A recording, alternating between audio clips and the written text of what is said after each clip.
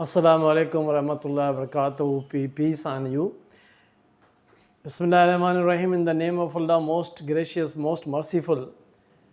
My guys, once again, this is the lecture number 148, and today our topic is the usage of has and have to in present, and had to in past, and shall have to and will have to in future. आइए देखते हैं कि present में आई we you they के साथ have to आता है या प्लूरल के साथ हैव टू आता है, और बाकी जो सिंगुलर हैं ही शी इट या सिंगुलर नेम जो होता है उसके साथ हैज़ टू आता है। अब इसका मतलब होता क्या है? अगर हैज़ टू और हैव टू के सामने हम वर्ब की फर्स्ट फॉर्म लगाते हैं, जैसे आई हैव टू गो, इसका मतलब होगा मुझे जाना है। यू हैव टू गो कम, आपको आना है। वी हैव टू वेट, हमें इंतज़ार करना है। दे हैव टू सिट, उन्हें बैठना है। अब ये ना है प्रेजेंट में आता है। इसी के साथ ही हैज़ टू मूव, उसे जाना है।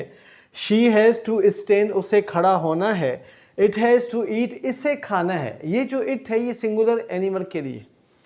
Khalid has to marry, Khalid को शादी करनी है। या नईमा हैज़ टू मैरी, या नईमा को शादी करनी है।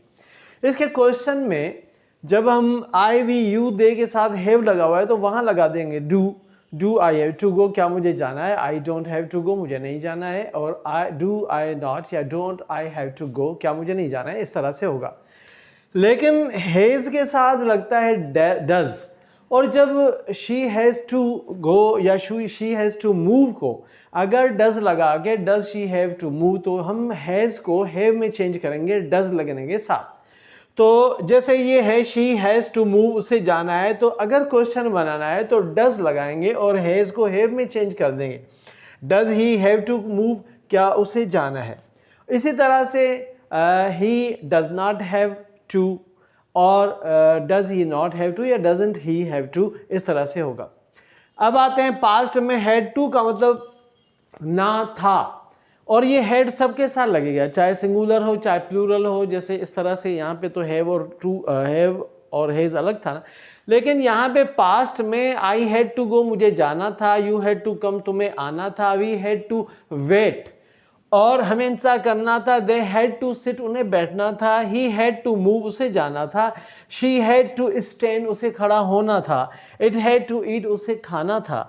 Khalid had to marry, Khalid had to marry यानी खालिद को शादी करनी थी। या Naima had to marry, Naima को शादी करनी थी। इसका जो चेंज करेंगे, अगर हम कोई डिड लगाते हैं क्योंकि पास्ट है, तो फिर हेड को हम हैव में चेंज कर देंगे। Did I have to go, क्या मुझे जाना था। I had not, sorry, I didn't have to go, क्या मुझे नहीं जाना था। हैडंट आई, या sorry didn't I have to go, क्या मुझे नहीं जाना था। यानी I had to go, did I have to go, I did not have to go, या did I not have to, या didn't I have to go. इस तरह से ये पूरा स्ट्रक्चर बनेगा। इस पे आते हैं अब फ्यूचर पे। फ्यूचर में आई और वी के साथ फॉर्मल इंग्लिश में और ब्रिटिश में शल लगता है। अमेरिकन जो है वो सब में विल लगाते हैं। अब देखते हैं हमारा जो इस वक्त है फॉर्मल इंग्लिश ब्रिटिश का है कि shall have to I we के साथ लगता है। आई शल हैव टू गो, मुझे जाना होगा, क्योंकि गा गे गी में आता है। We shall have to come, हमें आना होगा। You will have to wait, तुम्हें इंतजार करना होगा। We will have to sit, हमें इंतजार करना होगा। He will have to move, उसे हरकत करनी पड़ेगी या उसे जाना होगा। She will have to stand, उसे खड़ा होना होगा। It will have to eat, उसे खाना होगा। Khalid will have to marry, Khalid को शादी करनी होगी। और नईमा will have to marry, Naima को शादी करनी होगी। इसका क्वेश्चन बनाने के लिए हमें शल और विल ऑलरेडी दिया हुआ है। इसका सिंधी में जो होता है वो होता है हैव टू गो, मुझे जाना है, यानी मूंखे वञणो आहे, मूंखे वञणो हो, मूंखे वञणो पवंदो, या मूंखे वञणो हूंदो। इसी तरह से इस पैटर्न पे हैव टू और हैज़ टू आता है। इंग्लिश में in the similar case going to का भी एक यूजेज होता है। आप आई वी यू दे के साथ सबके साथ हेल्पिंग वर्ब लगाते हैं।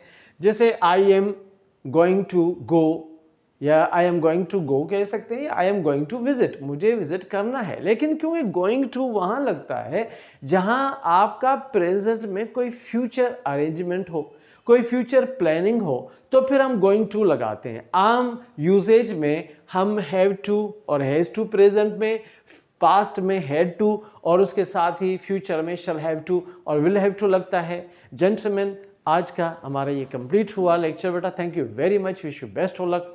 अस्सलामु अलैकुम वरहमतुल्लाहि वबरकातुहू।